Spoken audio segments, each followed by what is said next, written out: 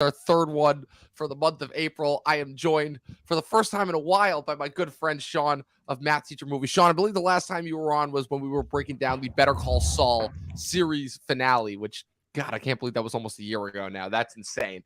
That But is nuts that that's a year ago because I just yeah, moved into my new house. So like yeah, now I was I've about to realized I've say, been here for a year. I'm like, you got a nice little aesthetic going on back there Oh behind you. yeah, I this is like it. It's yeah impressive. grandfather's basement. Yeah. Nice, nice. Hey, at the very least, you're not like in like a compressed apartment anymore. Trust me, I know Exactly. the That is feeling better. there. Yeah, and we are here to talk about the third feature film from one of my favorite filmmakers ever. I say that with as much sarcasm as I can possibly put in there. Ari Aster, Beau is Afraid, which was retitled from its previous title, Disappointment Boulevard. Which I'm like, when it had that title, I'm like, okay, this movie is just setting itself and everyone else up for failure. And Yep. now I don't know. You have anything to say before we get into this? Because I'm just Oh, like, just in regards to the title, I do think like yeah, it's right not to name a movie a disappointment, but at the same time, that after seeing the movie, not that I'm saying the movie's a disappointment, but after seeing it, that title actually makes a lot of sense. it actually makes a So lot I of kind of like it better than Beau is Afraid. I get why they did it. Yeah, But I I'm kind of like, dig that I'm title. just saying right off the bat, there's like in my never-ending shit, like shit train on Ari Aster. Beau is Afraid, not a fan of the title. But will that be the only disappointing thing about this movie? You guys might be surprised. All of that and more on today's episode of the Talkin TV podcast.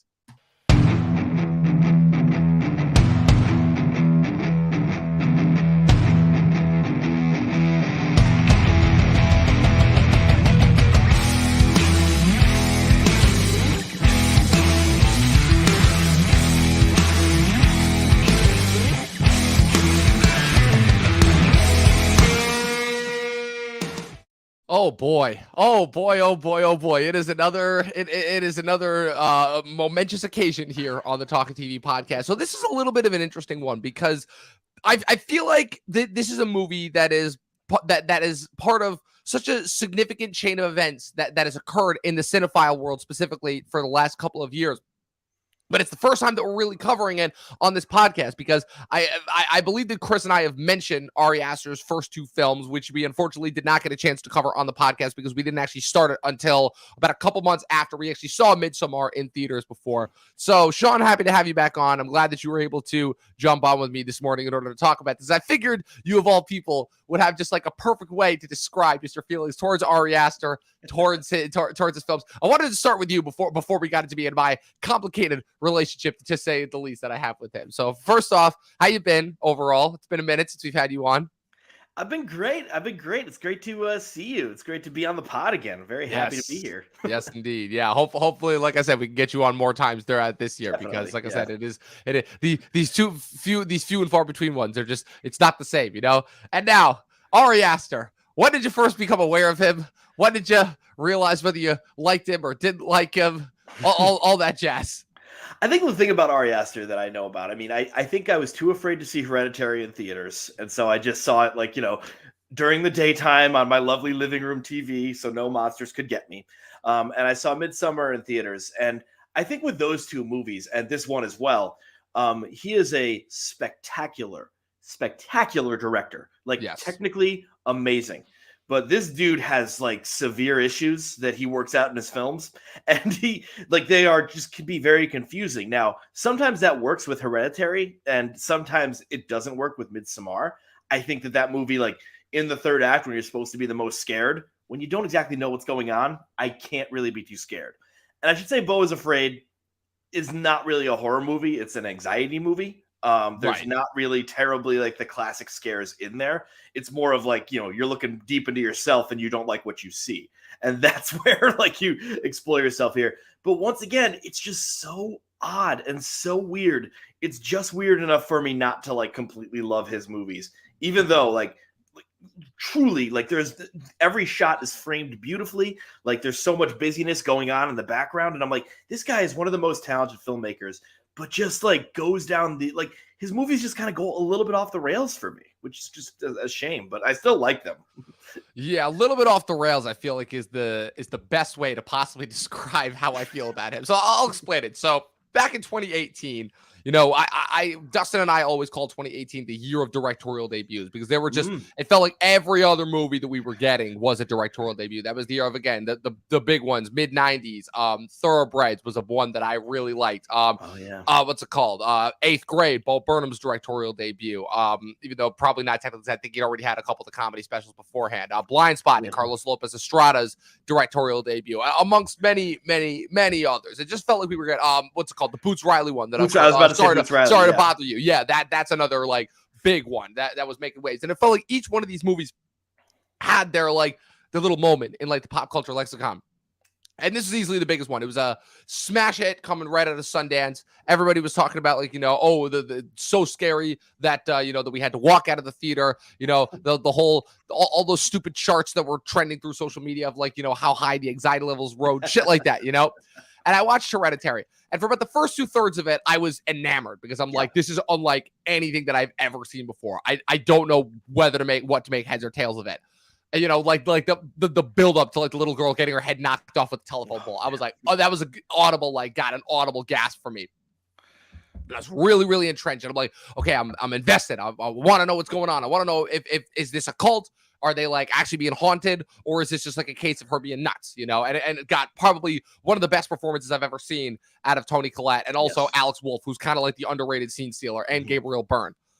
And then we get to the third act, and that twist happens. Twist, I say, and my whole theater erupts with laughter. And I'm like, I'm looking around, and I'm like, was this supposed to happen? Like, was this the intended effect to just make us all laugh? I'm like, am I being punked? I thought I was on an episode of like, I'm waiting for the cameras to come out. I'm like, am I on an episode of Punked here? Like, what's going on? Like, so I came out of that movie and I'm like, I didn't really know how to feel about it. And then about a year later, I saw Midsommar in theaters, and from the unlike Hereditary. From the opening scene of that movie, I'm just like, after the opening scene, I should say, which was pretty compelling and pretty disturbing, I was just bored. I was bored, and I'm like, this is predictable. This is annoying. I know exactly what's going to happen. These characters are like kind of even more one-dimensional than traditional horror characters, like and like try to cast certain characters. And like the only gimmick, it's clearly like in the Wicker Man, and the only gimmick that it's got going for it is the acid trip scenes, which are amazing and probably the most accurate that I've ever seen an acid trip sequence portrayed on screen before, and the fact that it's set during the daytime. And that's all it had going for. And it honestly, it was kind of fallen into a little bit of the trappings of, is this guy just kind of overhyped? Because I will say, as a craftsman, he does it like very, very few others. Like I've been talking over the last about a year and a half now about the new generation of film brats, that I've included such people like Ryan Coogler, like the Safdie brothers, like Jordan Peele, to name just a few. There's many others. Robert Eggers is in there. And Ari Aster, I gotta say, he has definitely earned his spot in there for sure. But my whole thing is, it's like you could be a brilliant craftsman, but just in order to appeal to me, you have to like the movie has to like be enjoyable somewhat. And I'm like, I had one movie that I enjoyed 2/3 of, and I had another movie that I just could do without. And so, needless to say, I was skeptical going into Beau is Afraid. I'd heard that he said, okay, this isn't going to be like a straight. Because again, the thing that he said, what if he felt was going against both of his first two movies was that they were marketed heavily. A24 marketed them as horror movies. And he's like, I can't necessarily say that was my intention to make them all entirely horror movies. It's always his intention going into Beau is Afraid was like, yes, this is not going to be a horror movie. It's going to have some freaky moments in it for sure, but this is not going to be a horror movie. And I have to say that coming out of it, he definitely made a movie unlike anything that I've ever seen before, for sure. Like I could definitely say that. Now, whether it worked as a movie or just as a really, really well done visceral experience, I'm still trying to figure that out. But in terms of definitely my own personal enjoyment, this is easily the most entertained that I've ever been of any of his movies, of any of them, like easily. I mean, it's genuinely funny and like in this like dark fashion. But I just was so enamored by the chaos that he portrays. And I think it's easier to accept this movie as it is just like an issue of something in his head. Now, obviously this is the type of director that will never answer the question of, is this all in his head or is this actually real and in a fantastical world? He doesn't want to incriminate himself. Exactly. And that's how most artists are anyway. Exactly. Right. And listen, it's what David Fincher said best. He's like, I believe that all artists are perverts, and we have to keep reminding people of that. And I'm like, you couldn't have said it better yourself if you tried. It helps that this guy has severe mental issues of anxiety and depression. And so when he's walking down the street and people are just buying AR-15s out of a stand and, there's people charging at him, that is his own anxiety, just being portrayed on this. So it's not as bad as he looks it to be, but it is just through his own experience and therefore through our experience, we face that anxiety, which is, I think, was the most brilliant aspect of this. Honestly, looking back, it's pretty impressive because throughout the entire time, specifically that first act, right? That's the other thing we should mention. This is a 3-hour-long movie, and I will say that for my money, there are certain points where I felt the length, but for the most part, it flew by. And I thought it was. I wouldn't know what to cut. Right, it was paced very well, and once again, every time you see one of these things, you hear there's a longer cut of the movie, and I'm like, oh my god, I could only imagine what that would include. But yeah, the thing that I was watching is I was a little bit of a halfway point of is he trying to portray his worries about the modern day, in terms of us devolving into chaos and us only just devolving into this dystopia where people are just rioting on the streets and are just making videos for attention and all that because they see that that's the only form of value anymore, and this guy who's so anxious that he doesn't even want to leave his apartment. I'm like, is he trying to make a statement or a commentary, or are these just his own inner feelings of dealing with the last 2 years? And he definitely without a doubt makes a statement on masculinity when it comes to the very last act and how he deals with his mother and how he has dealt with sex this entire time. And I really loved the idea of masculinity through therapy. Especially keeping it through traumatic relationship, keeping the most masculine thing of all time, which is a Little Shop of Horrors penis monster in the basement, tucked away, and just taking away that and having that be this unrelenting monster, which obviously that's the part that everyone's talking about is the gigantic penis monster. Penis monster. See, it's so funny that because it's so funny because the penis monster for me was just that's just the last tidbit on the back of my head, because again, this moment, it's so weird because it's the exact moment that turned me off to Hereditary, but the moment where, again, my theater just lost it. And where I finally realized, I'm throughout the whole, because this is what, probably we're about 2:15, almost 2.5 hours in, pretty right? Much, yeah. I think you know which moment I'm about to talk about, where he's at his mother's, he finally made it, he was late for the funeral. This is right before he realizes that she's still alive, which the whole fake out of the death we'll get to in a bit. But where he meets up with Parker Posey, who is, the older version of. I just need a minute in order to build up to this because thank God it was Parker Posey, by the way. What an amazing idea for a cast. This moment was so ridiculous, and I was like, he's finally realized it. It was the Christopher Nolan Tenet moment where it's the machine has finally become aware. It took 3 movies and 5 years or 6 years, however long it's been since 2018, but the machine has finally become aware of what it is, it was so effing stupid.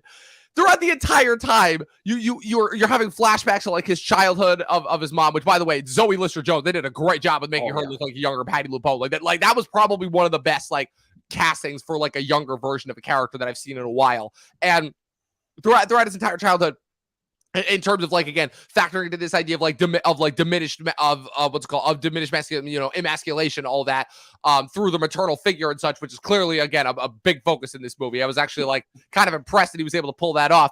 You have his mother telling him that he can't have sex because the whole thing is it all ties in because the way he was conceived was his dad died upon the moment of conception, and apparently there's a history of that throughout his family. So he's lived his entire, however old he is. I mean, they say he was born in 75, and if this is in 2022, that would put him around 45, 46 years old.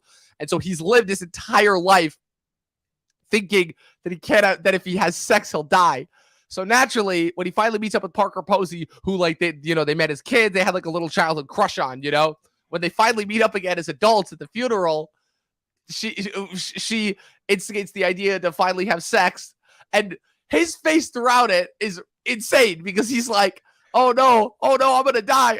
Just we'll get into Joaquin in a little bit because Dustin and I already did a Hall of Fame episode on this guy, but I feel there's an argument to be made that this might be the greatest performance he's given, at least since The Master, but like we'll get into that. And so you finally hit the moment of you know what. And he's finally satisfied. He's like, oh my God, I didn't die. And he looks up, and Parker Posey is not only dead, but frozen on top of him. And we lost it. We lost it. It was like, I'm like, what? Well, it was brilliant because for like a very uncomfortably long amount of time, just after sex, he's standing there and he's like, "Oh, I thought I was gonna die." And they pause it. They hold it on him for a minute. They hold it on him for a moment, and I'm like, you see that she is completely still, and so there's that unsettling nature where obviously I don't think anyone knows what this movie is fully about at all. No. But I do think that it's like there's these moments where you just are getting unsettled because you are looking at this through his perspective. And it's so interesting because, like, again, this is another Joker situation where, again, Joaquin, I'm pretty sure, is in, with the exception, I think, of the flashback sequences, but like even in the flashback sequence, you feel Joaquin is pretty much hovering in like almost every frame of this movie, and like just the way that. Like, so the thing that I'm trying to figure out is I'm like, is Joaquin's character supposed to be Ari in this instance? Because if that's the case, like, I mean, it wouldn't surprise me because I feel like, again, this is the first, because put it this way, this is the first male protagonist that he's done in any of his movies. The protagonists in his first two movies are both female characters. So I think that was pretty telling. Also, this is the third instance where you have a main character that has like a somewhat messed up relationship with, with the rest of their family. Toni Collette didn't have a good relationship with her mother, doesn't really have a good relationship with her son. In Hereditary, Midsommar, Florence Pugh's sister murders her entire family at the beginning of the movie. And again, just we'll never forget that. So this is another instance of, again, just like our main character having like a messed up relationship where he's clearly shown at the beginning of the movie to be in this very, very toxic, controlling relationship with his mother, where, again, to the point where it has just inhibited every single aspect of his life. And you see that, as it continues, as he goes on his journey throughout the movie, with his meetup with the family and seeing their whole dynamic, and then with the weird theater troupe, and then once he finally makes it to the mom's house and everything that goes down there. And also, like, could we talk about how much of a fan of innate, like, or what's it called, of like innate architecture Ari is? Because every single one of his movies, it's like, aside from the movies set in the field, he's got a really, really good and unique sense of mise en scène and production design. Even in the one where it's set in the field, like there's the houses are like just perfect symmetrical houses to be like if Wes Anderson was on an acid trip. And so like those are like those like terrifying like steep triangles are always like pretty humbling to see. Yeah, pretty unsettling. Yeah, and it goes into the mom's house and seeing that whole nature of it is just, walking through those stairs right after. It's just kind of like there's just an unsettling nature to it. It's a cold place. Yeah. And like he's dragging it out for sure. Like he's quite literally having the main character like drag his feet as he's walking and plodding up the stairs a little bit. But like, and then once you like get to the attic and you have that, like it's shot from like a wide / close up where it's like you can see everything that's happening in the frame, but like he has the characters at a distance. And then when you finally go up into the attic where, everything is, clear, all the secrets are clearly kept. And like even Stephen McKinley Henderson, like once it's revealed that he's been in cahoots with the mom, which is something that like I kind of had a feeling of, because I'm like, okay, if they're setting up this mother character to be this way, there's definitely going to be some instance of like, some collusion here and there, if you will. And just the way that he's smiling throughout the smile really messed me up. Like probably one of the most unsettling performances I've seen like ever,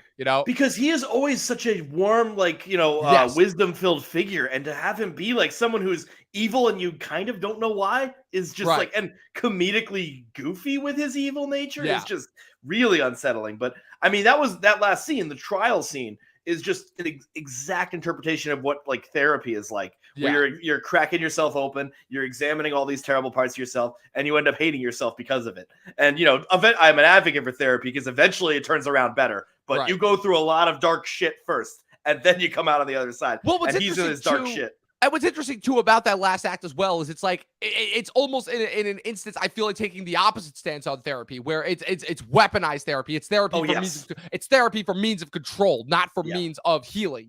And now again, is that another portrayal of Ari's deep deep laden insecurity. You know, I refer to him as Ari now, but in a personal sense, I feel like after watching this movie, I feel like I've got even more of a personal connection. We know him very well.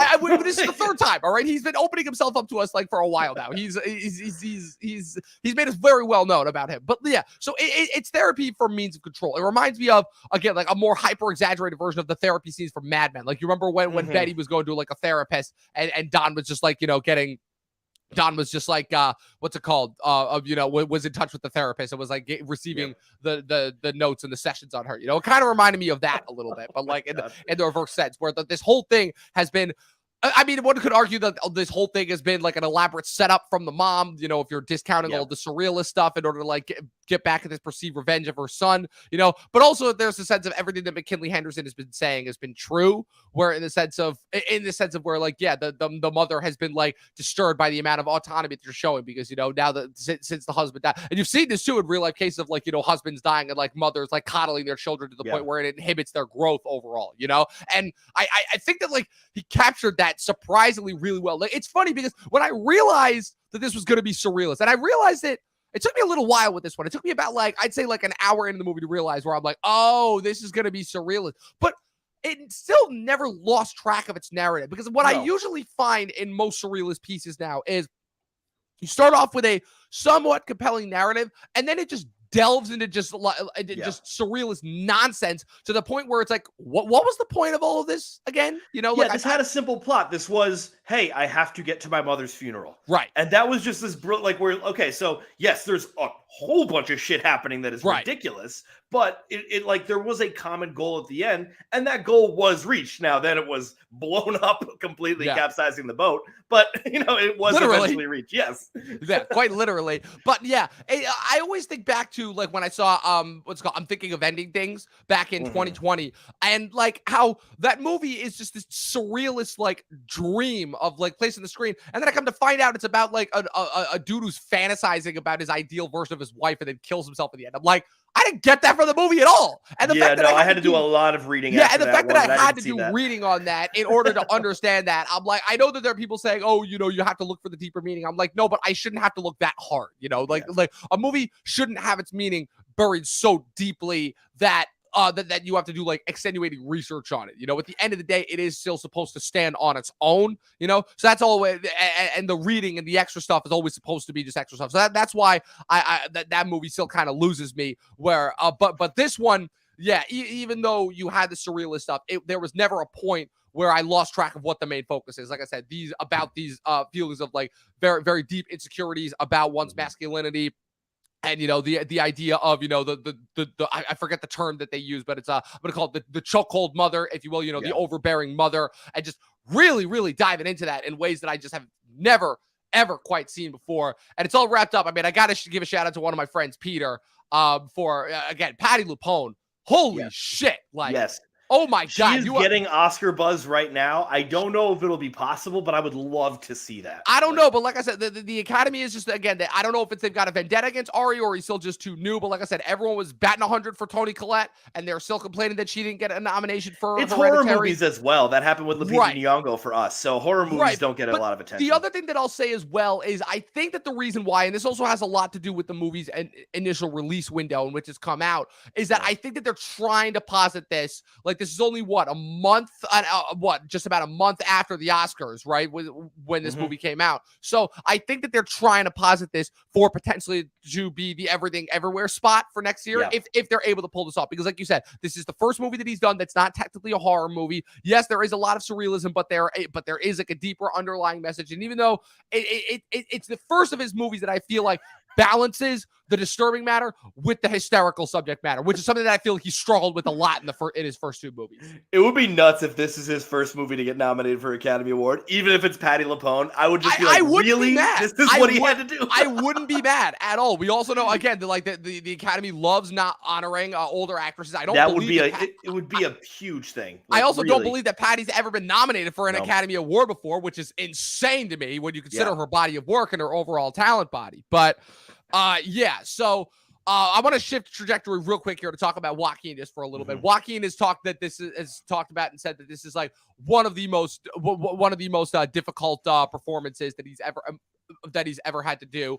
And what's it called? It's interesting that like only 2 nights after, only a couple days after Dustin and I did our Joaquin Phoenix Hall of Fame, in which we crowned The Master as the best performance that he's ever done, and also, we both honored Joker in a certain extent.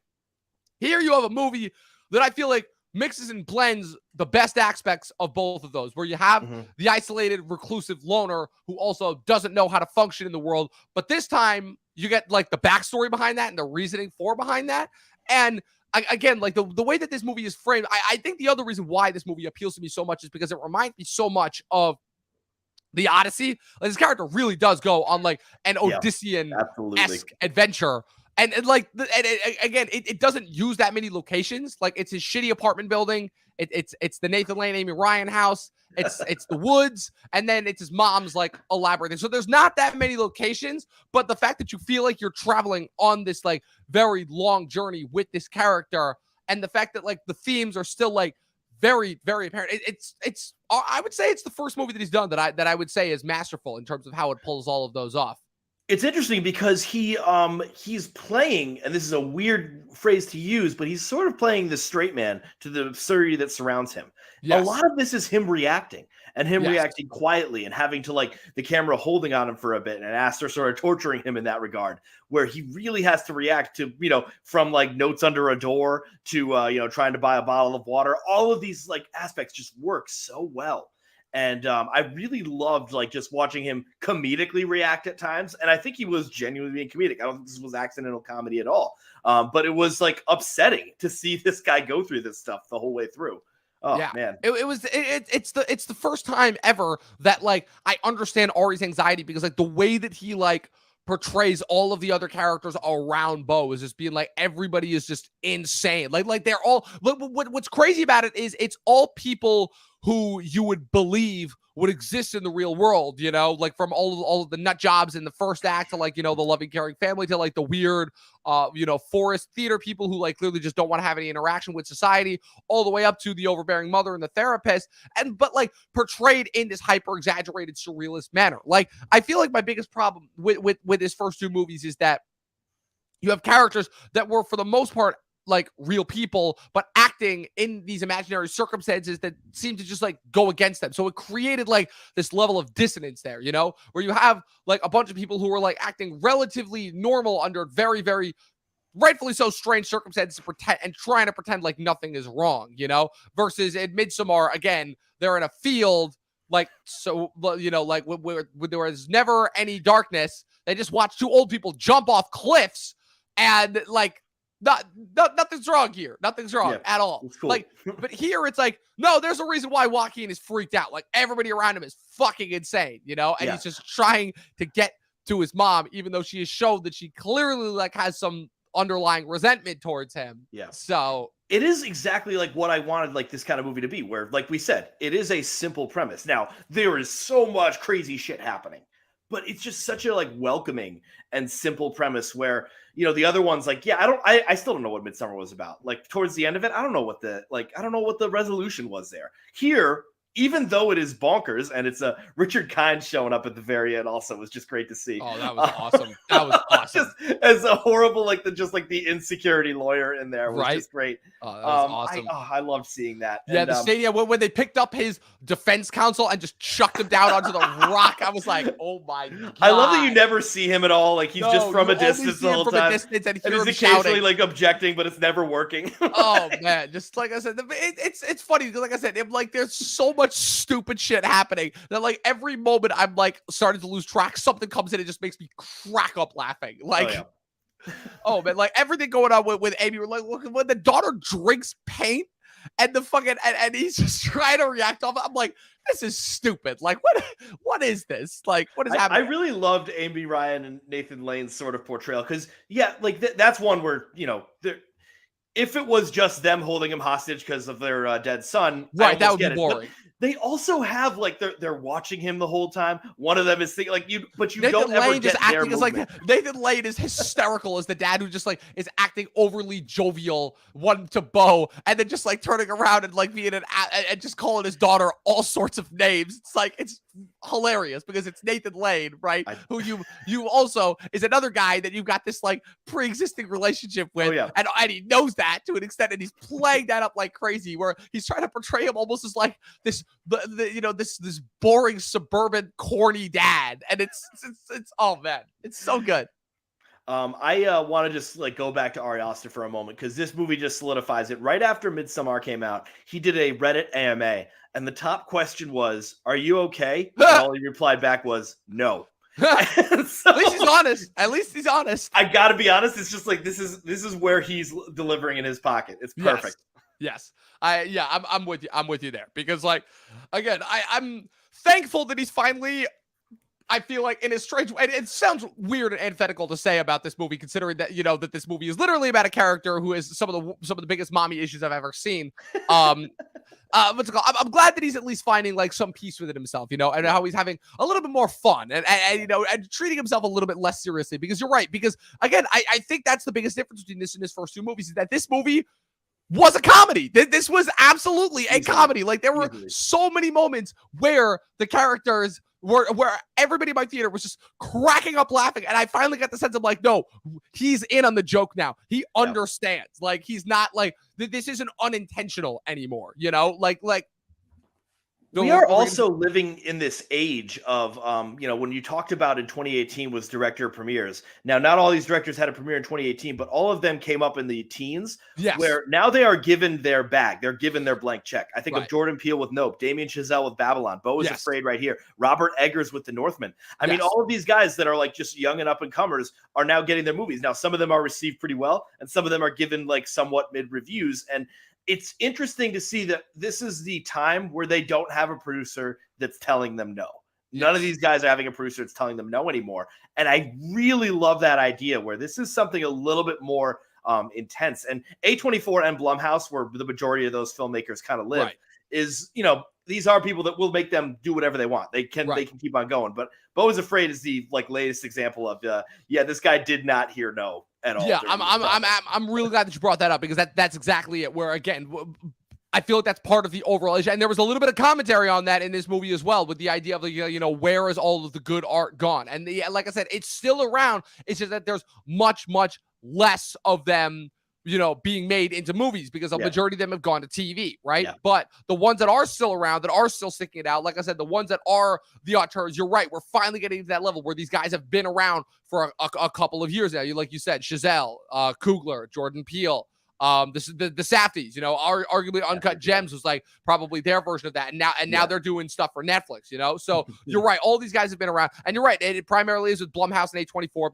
because they are the only two studios that in the modern day have figured out how to make some really interesting movies with a mid-level budget. And I will say that this is probably the biggest budget that he's easily had to work with. They gave him $35 million, but now whether this movie makes its money back or not, who knows? But I will say that. At least for my money, I think that while I don't know per se how well this movie is going to do in theaters because I unfortunately don't know how well Ari Aster's name brand has grown outside of the cinephile community the way that certain others have. But I will say that this is probably going to be another one that's going to have like a very, very long cult-like existence, especially once it hits streaming. Like once it hits streaming and everybody watches this, I'm going to be getting like, I'm already anticipating like getting a bunch of texts like 3 months from now being like, Dom, have you seen Beau is Afraid? And I'm like, yes. I saw it in theaters when it came out. Yeah, you have your friends like that. This is getting a cream to the box office with Evil Dead Rise showing up at the same week. I mean, this is just going to get absolute. And then, there's still Mario Tale happening. Yeah, and, Mario, that Mario train is not stopping at all. The fact that Pope's Exorcist did as well as it did just shows open up against Renfield, which was like a lot. I feel in a weird way like a lot less straightforward of a movie. Yeah, April is like I'm looking back and I'm like, when did April become the month for horror movies? Like I'm looking at October and like I think that the only horror movie we have is going to be the David Gordon Green straight to Peacock Exorcist remake, which I'm like, if it's anything like those last couple Halloween movies, Jesus Christ is the only thing I have to say. Not to mention Saw X, right? What, the 10th Saw movie or something like that? Like, I don't know. I might have to torture myself and watch all the Saw movies next. You know, I did it with Halloween. I think that's one where you don't exactly need the plot of all the different Saw movies to understand what's happening in Saw 10. I think stuff kind of fills in. Yeah, I saw that we saw that Spiral movie with Chris Rock a few years ago, and that was easily one of the best podcasts ever for one of the worst movies that I've seen like in a long time. I remember I kind of liked that movie, but maybe because I just didn't really understand what. Yeah, I was about to say, I don't think anybody likes that movie for like the actual quality of the movie. No, not at all. It's fascinating, right? For sure. So speaking of which, did you get a chance to watch Evil Dead Rise or no? I haven't, so okay. I will probably let you go on that one. However, I just want to ask, like, because I've seen the first 3. I was about to say, I'm like, listen, I will say though, I'm like, we're not done talking about Beau is Afraid by any stretch of the imagination, but I did just want to like cut to that in terms of like the title, because only because this is the first Evil Dead movie I've ever seen. I've never seen any of the originals with Bruce Campbell, and I didn't watch the 2013 reboots. This is the first. Yeah, I had a very large familiarity with the franchise. I understood like what it was about basically, but I just went into this and kind of was able to just appreciate it. It's just like a straight like body horror movie, which is what it kind of ended up. It was like a zombie movie. It was a closeted zombie movie. A bottle zombie movie. That's the term I keep screwing up. A bottle zombie movie meets a really interesting body horror movie, and probably the best like mix of like practical and CG effects that I've seen in a while. I'm like, not some of the best performances, but just in terms of like just bloody disgusting subject matter. It was a rip roaring good time for sure. I'm just like with this one and Pope's Exorcist coming out so close together. Yeah, it's like I just realized when I saw those trailers, like I'm not really that scared of the devil anymore. Yeah, like I don't know, man. Well, it's because they know what they have. It's campy horror. Again, it's like a kid with a deep voice. I don't know, man. That doesn't freak me out anymore. It's like listen, the studios have finally understood that the only movies that make money in theaters that aren't the giant tentpoles are horror movies. They're the only ones, nothing else. I never see anything else in theaters, but that is not the big tentpoles besides horror. And even they've finally also gotten to a point where even the bad ones, quote unquote, are still entertaining. Like Pope's Exorcist, you can't tell me based off that trailer that movie wasn't going to be entertaining as hell. Same way. So freaking dumb. I haven't seen it yet, so I can't judge the movie. But that trailer made me say, "That is one of the dumbest trailers I've ever seen." But at the same time, I'm like, at the back of my mind, I was like, I kind of want to watch this just to see how dumb it is, you know? Yeah. And it was kind of a similar thing with Renfield. It was a similar thing to an extent with Beau is Afraid. Evil Dead Rise, I think, was the only one where I'm like, nah, that's fucked up. I gotta see it. And the shit that they do in that movie, oh man. All I know is that the last time I got like a body horror movie this good was probably Malignant, which I don't care what anybody says. Malignant was fantastic. I will not hear a single thing against that movie. That movie was amazing. All I remember is I came down the next day and Dondre and I were talking. Dondre's been on this podcast before, and we were just staring at each other with wide eyes for like 5 minutes. And he was like, "Bro, a tumor?" I'm like, "Yeah." I'm like, "That was." It's literally sisters. It's literally Brian and De Palma's sisters. All he could say was like that, like for 5 minutes straight. And listen, James Wan, I bet Sisters didn't have like some great like action sequences though, and I bet Sisters didn't have like a transformation in a prison cell. I'm like, you had an Incredible Hulk like prison sequence. She had a face in the back of her face. And that movie's great. That movie's awesome. That movie was an absolute doing the blast. Tom Green backwards man. Exactly. Get a big break out of I was thinking more so Professor Quirrell from the first Harry Potter, but that also works. But I'll take that as well. Yeah. So, but yeah, that Evil Dead Rise, like I said, it was a lot of fun.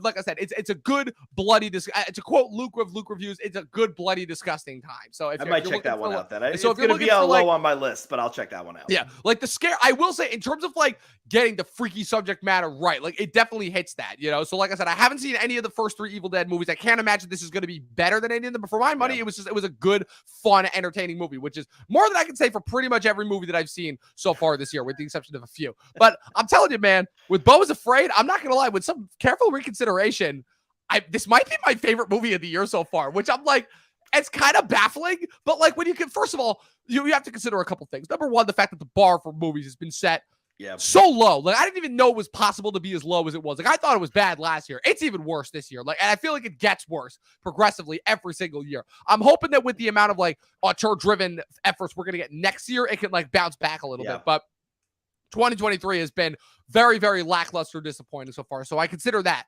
Number two, the fact that, like I said, this is the fact that, you know, I've seen this happen before, where you have a director who one year releases a movie that just doesn't work out for me, and then another year releases a movie that I'm absolutely in love with.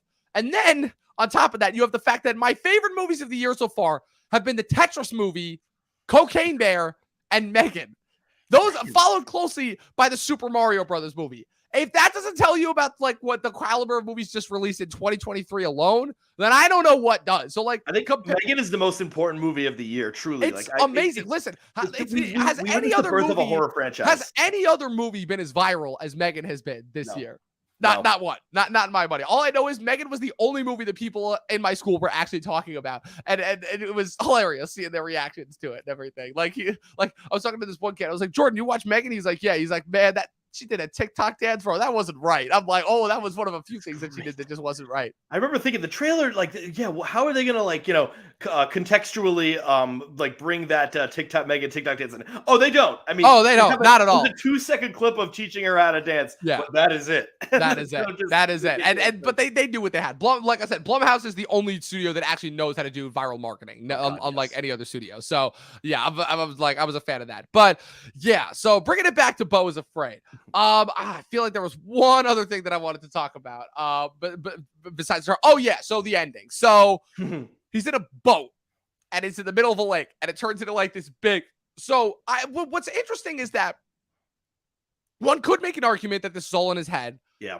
But I feel like because of the movie's inherent nature, I feel like there was still like a lot that could be interpreted literally, except for the last bit when he's on the boat in the middle, surrounded by the stadium and all that. I feel like that was like a little bit too elaborate to have been like completely set up. So like, you think that part was all in his head? You think he actually died at the end? Because I'm like actually kind of curious about that. So I really think like all in his head is an interesting way to put it, because I brought that up at the beginning, and I think it's not necessarily, he's still having these experiences. He's in his apartment. There might be notes coming under the door. It might be in a bad area, but he's amplifying everything. He might have gotten kidnapped by Nathan Lane and Amy Ryan, but he's amplifying it to a certain degree that stresses him out more. Yes. But you're right. I think there's no way you can really amplify that last moment. There's a chance that he is just sitting on that boat in a lake and just mentally going over this entire experience and realizing like his own problems. And Richard Kind is kind of like his, for lack of a better word, conscious, but maybe like his insecurities, studying like, all the like crappy things he's done. And that's like his guilt. Now, whether he officially dies, or just like the guilt sort of assumes him, which is not a word, but I'm just going for it. It's really interesting. I just think there's so much of this that is amplified in his head without a doubt. Yeah, for sure. And like that last bit, absolutely. I think it's a great way that you put it, where like the whole last bit specifically could be interpreted as a metaphor about just like his own deep insecurities and rumblings about how like his mom like finally got to him, even though it's so interesting where even when the movie is providing ample evidence that he is not at fault, it is still trying to cast him as being at fault. And I'm like, I don't necessarily understand why. I'm like, is he just like that? Like, does he have that much of a guilt complex? Yeah. And I'm talking about Ari here, not the character of Beau. But I'm only saying that because, like I said, I think this is like the first time in a while where you can actually see the artists literally putting themselves in their work, So it's interesting because in terms of like, messed up relationship with parents and how that kind of ties into all of Ari's work, there's one other thing of his that I neglected to mention that I have seen. And I think you know what I'm about to talk about. It is the short film that he released in 2011, The Strange Thing About the Johnsons. Have you ever seen this? I haven't seen this. Oh boy. Okay, so I will say I'm about to spoil the shit out of this short because go for it. Yeah, it has to be explained to be believed. But afterwards, you may want to watch it, you may not want to. This is a 20 to 30 minute short film, and I remember I was sitting in my house and living up there last week. I have to paint the picture here because this is gonna be absolutely ridiculous. And so I'm sitting there, I'm chilling with Dontre and our other two friends, Noah and Josh. Josh has been on the podcast before, and we're chilling there, and we're watching YouTube videos, and Josh's like, "Hey Dom, you know Ari Aster, right? Of Hereditary and Midsommar." I'm like, "Yeah, I know him. Why?" He's like, "You ever seen his short film that he did, The Strange Thing About the Johnsons?" I'm like, "No, I haven't." They put it on, and 25 minutes later, after we're done, I'm like, "Fuck you guys for making me watch that." This is a short film where the opening is about a father telling his like 10-year-old son is like, "Oh, you can love anything you want," and his son is looking at pictures of his dad, and it cuts to about 20 years later. And you have literally had the dad who is now has the most gaunt, just depressed look at his son's now wedding photo pictures. They're taking the pictures for his son's wedding, where his son for the last 20 years has been openly molesting and sexually assaulting his father. They even show a scene, and like it's insane. And like they show the scene openly and vividly. My jaw is on the floor the entire time. The other guys were laughing hysterically at me. That was the one where I was on punked. And that was when I'm like, first of all, fuck Ari Aster for coming up with something like that. And I was like, fuck you guys for making me sit through and watch something like this. And I'm just like, I didn't even know how to process this. I'm like, I'm sorry, man. This is slightly on you. Because if someone told me, hey, there's an Ari Aster short film. Oh, you mean where he literally has no rules? Where he doesn't have to worry about anyone buying his movie, like, or seeing his movie? Oh, yeah, no, I'll pop that one in. If I heard Ari Aster short film, I would leave the state. This shows just how naive I was, because I immediately was like, oh, I'm assuming it's just, I hear a title, The Strange Thing About the Job. I'm assuming it's going to be like another haunting thing, like a Hereditary or something like that. Needless to say, that's not at all what it was. I remember Josh being like, yo, you see how he's smiling? It's like, oh, he's not smiling anymore when it comes to the wedding photos. And I'm like, oh my God. And then it ends, the last line, I shit you not, it ends where basically the dad has had enough because he like tries to like, so he literally runs and gets hit by a car and kills himself. And so basically you have the mom who has slowly been piecing things together and figuring out what's happening throughout the entire thing, finally confronts the son at the end.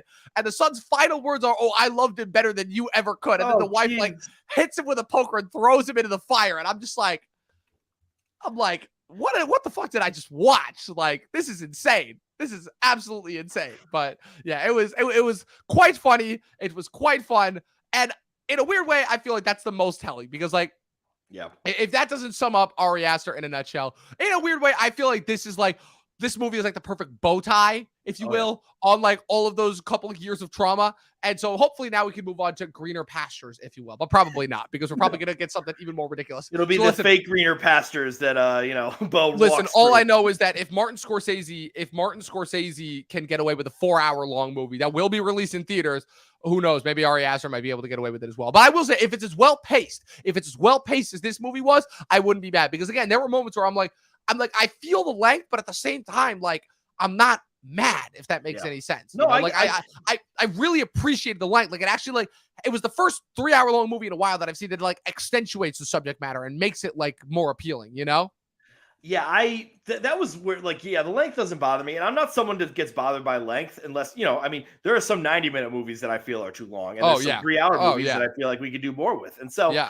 honestly, like it was perfectly paced. And I thought about it because I was like really friggin' tired by the end of the movie. And so I was like, what could he have cut? And I'm like, I don't know if you could really cut I don't anything. think you could cut anything. Yeah, really. like you can't, like everything was earned. Yeah, deserved. Yeah, I agree. Well, like I said, timing of things and pace is relative. Just ask James Cameron, who still is mad that people will binge a full season of Stranger Things, but not his 3-hour-long Avatar movie. We're binging it on a couch where we can stop and pee. I don't think he gets that. Like, no, he doesn't. He's like, you have to see it in the theater. Anyways, Sean, this has been an absolute blast, man. I couldn't have asked for somebody better to help break down and understand. That's what this was. This is a therapy session of our own. We were trying to understand. Yes. We were trying to understand this movie. So with that being said, before we get out of here, your final thoughts and your star rating for Beau is Afraid. So I do a letter rating, and so I gave it a B. So I guess that will equate to a 4 out of 5. And in some worlds, in some like factors, this could be considered a 5 out of 5 star movie just because of how brilliant it is. But it's just so strange where it just feels illegible. I use the words, which it feels like, I don't know if this is an insult or not, but it was too brilliant.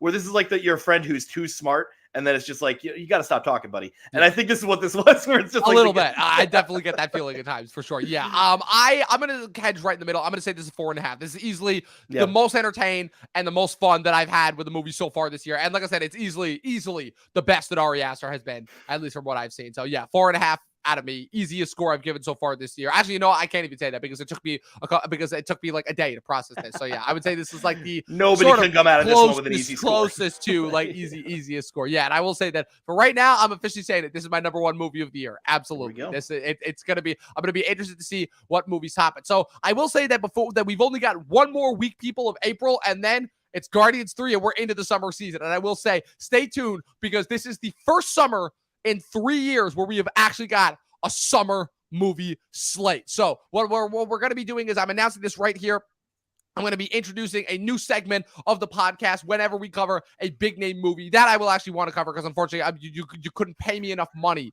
to review that garbage ass looking Little Mermaid movie. But we will be doing, and I'm not racist, by the way. I don't care that she's black. It's I don't not care that at all. part. Disney's yeah, sorry, Disney, you're not going to get me with that. Sebastian is an actual crab that's bothering more than the mermaid is black. Exactly. And it's the V Dig. So there's going to be like a Hamilton rap in there at some point, Oh, so no, I mean, you could not pay me enough money to watch that movie. So what we will be doing is we will be introducing a new segment where I'm going to be breaking down the box office at the end of each episode once we hit the movie. So like I said, we've got a big jam-packed summer slate: Guardians of the Galaxy Volume 3, Fast X, Spider-Man Across the Spider-Verse, Transformers, The Flash, Elemental, Indiana Jones, Oppenheimer, Barbie, Mission Impossible, Dead Reckoning Part 1, and capping it off with Blue Beetle and the Ninja Turtles movie in August. It's going to be a jam-packed summer. It's going to be full of stuff.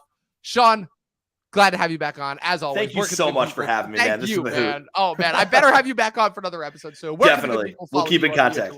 Yes. So, Math Teacher Movies on Instagram, and I also have a podcast with Guy at the Movies, and it is the Guy at the Movies podcast, and that happens, that's released every Monday, except for this Monday where it's going to be an interview because Joe and I slept in both days.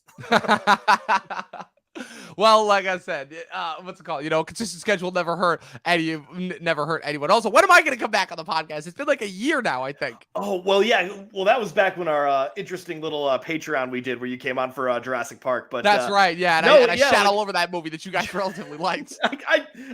Yeah, I was a little bit mid, but I